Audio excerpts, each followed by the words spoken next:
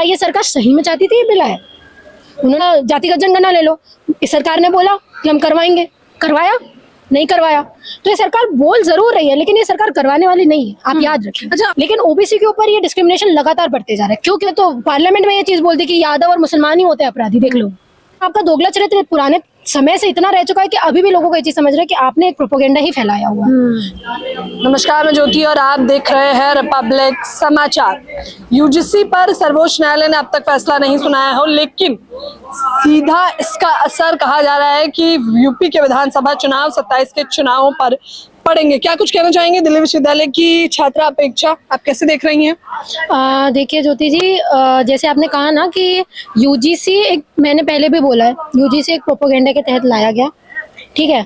उनको चाहिए था कि ओबीसी तबके को इंक्लूड करके हम आने वाले 27 के इलेक्शन में यूपी में ये बोल के वोट ले लें। बशर्ते उनको ये भी पता था कि 3% लोग जमीन पर उतरेंगे, 3% लोग उसका विरोध करेंगे, क्योंकि वो नहीं चाहते, वो 3% लोग, कि आप इक्वलिटी की बात करो, आप इक्वल अपॉर्चुनिटीज की बात करो, ठीक है, डिस्क्रिमिनेशन फ्री इंस्टीट्यूशंस की बात करो, वो नहीं चाहते। और उन्होंने किया, वो जंतर मंतर पर आए, 2-3 प्रोटेस्ट से स्टे लग जाता है और सरकार अपने गाइडलाइंस को वहां पे डिफेंड भी नहीं कर पाती, कोर्ट के आगे वो बोल भी नहीं पाती। तो आपको समझना पड़ेगा, क्या ये सरकार सही में चाहती थी ये बिल आए? उन्होंने तो दोनों हाथ में अपने लड्डू पकड़ लिए ना। उन्होंने तो ये चीज बोल दी कि देखिए हम तो आपके लिए यूजीसी की गाइडलाइंस ला रहे हैं, हाँ यूजीसी की गाइडलाइन से ओबीसी को फायदा होगा, तो लोगों को ये चीज लगेगी कि देखिए सरकार हमारी हितैषी है, सरकार चाहती है हमें यहाँ आना, सरकार ये चीज बोल रही है लगातार कि ओबीसी तबका इसमें इंक्लूड हो, और वो वोट देंगी।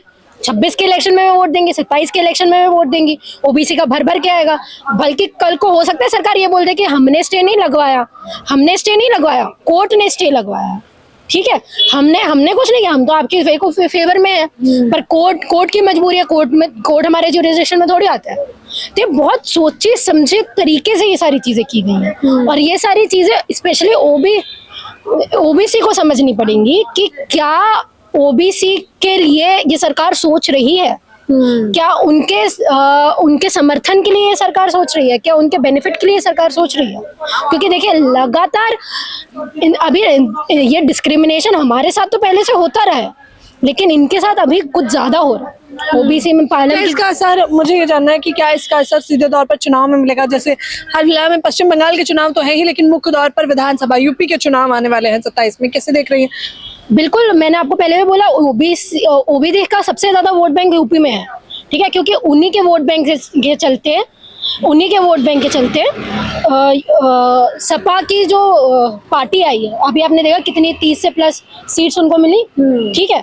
तो उनको ये चीज पता है, अगर सपा आ रही है इन सब चीजों में पीडीए की बात करके, तो उनको पता है कि हम लोगों को आगे वोट कैसे लेने हैं। उनको ये चीज पता है कि हम लोग वोट अब हिंदू मुसलमान करके तो नहीं ले सकते, क्योंकि इस चीज के स्तर पर हम लोगों की राजनीति चल नहीं रही है, और इसका फायदा उनको ऐसा लग रहा है यूजीसी को लाके 27 के इलेक्शन में हम लोगों को बहुत बड़ा बेनिफिट होने वाला है। लेकिन ये अपने पैर पर कुल्हाड़ी मारने वाले लोग हैं, है ना। अगर आपको लाना था तो वो 3% लोगों की बात नहीं माननी चाहिए थी, आपको पूरी तरीके से इम्प्लीमेंट कर देते ना, लोग खुश होते, लोगों को लगता। लेकिन आपका दोगला चरित्र पुराने समय से इतना रह चुका है कि अभी भी लोगों को ये चीज समझ रहे हैं कि आपने एक प्रोपेगेंडा ही फैलाया हुआ है ना। आने वाले 27 के इलेक्शन में मैम लोगों के मुद्दे, सपा के मुद्दे आपको पता है पीडीए के से रिलेटेड ही रहे हैं, ठीक है, वो ग्राउंड लेवल पे उसका प्रमोशंस भी करती आ रही है लगातार, ठीक है। आम आदमी पार्टी हो, कांग्रेस हो, ठीक है, और चंद्रशेखर आजाद की पार्टी क्यों ना हो, सारे लोग डिस्क्रिमिनेशन के लिए बोल रहे हैं। अब सरकार पर ये लोग बैठे हैं, तो सरकार ये चीज बोलेगी, ये तो बोल रहे थे कि हमने तो कर दिया, लेकिन वो इम्प्लीमेंट हुआ नहीं हुआ वो दूसरी बात है। ये बोल के तो इन्होंने हर बार वोट लिया, विमेन रिजर्वेशन बिल पास करवा जरूर दिया, लेकिन इम्प्लीमेंट हुआ नहीं हुआ ना अभी तक। सारे लोगों ने सपोर्ट किया, 2 लोगों को छोड़ के, पूरा मेजोरिटी में आपके ऊपर फेवर आया, लेकिन हमने किया नहीं किया। उसमें तो ओबीसी की जनसंख्या भी नहीं, ओबीसी के विमेन का जनगणना भी नहीं, ओबीसी के विमेन उसमें इंक्लूड भी नहीं है, लेकिन फिर भी आपने कुछ नहीं किया, ठीक है। इसी तौर पर आप अपना जातिगत जनगणना ले लो, इस सरकार ने बोला कि हम करवाएंगे, करवाया? नहीं करवाया। तो ये सरकार बोल जरूर रही है, लेकिन ये सरकार करवाने वाली नहीं है, आप याद रखें। अच्छा, अपेक्षा जब हम ऐसे अमूमन चर्चा करते हैं तो हम उत्तर प्रदेश को हम पाते हैं कि किस प्रकार से वो दलितों का शोषण करने में अव्वल नंबर पर है, जाति भेदभाव में अव्वल नंबर पर है। तो क्या जब चुनाव आएंगे तो ये मसला समाप्त हो जाएगा या और बढ़ चढ़ के लोग इसको ध्यान में रखकर वोट देंगे? देखिए ज्योति जी, अभी अभी अभी आपके साथ में मैंने डिस्कशन किया था जौनपुर की घटना के बारे में, है ना। बिल्कुल। तो अभी अभी डिस्क्रिमिनेशन ओबीसी के ऊपर ना लगातार बढ़ रहा है, ठीक है। दलितों की जनसंख्या थोड़ी बहुत कम हुई है या जो है वैसी ही चल रही है, लेकिन ओबीसी के ऊपर ये डिस्क्रिमिनेशन लगातार बढ़ते जा रहा है। क्यों? क्योंकि पार्टी आपने ऐसी बिठाई हुई है जो अपने से नीचे ना सबको देख रही है।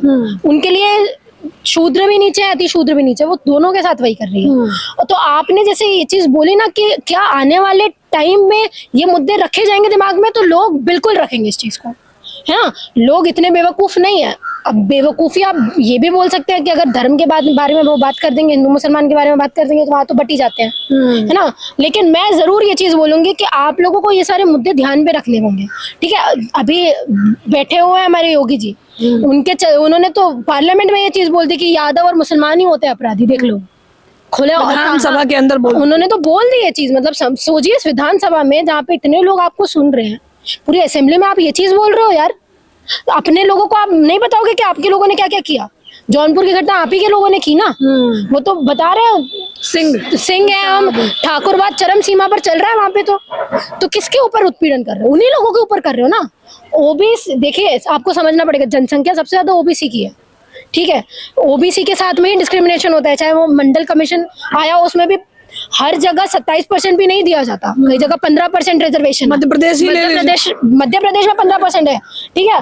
जो 50% रिजर्वेशन होना चाहिए था वो 27% में समझौता हुआ, वो भी 27% पूरी तरीके से नहीं मिल रहा। तो हक हकूक तो उनके छीने जा रहे हैं, बात सारी चीजें तो उनके साथ में हो रही है। अब लगातार डिस्क्रिमिनेशन उनके साथ में हो रहा है, उनके वोट लिए जाएंगे, उनसे समझौता किया जाएगा और अपनी सरकार बनाई जाएगी। तो आपको ये सारी चीजें कौन बताएगा? सरकार तो नहीं बताने वाली, उनका डेटा तो नहीं बताने वाला, उनकी मीडिया तो नहीं बताने वाली।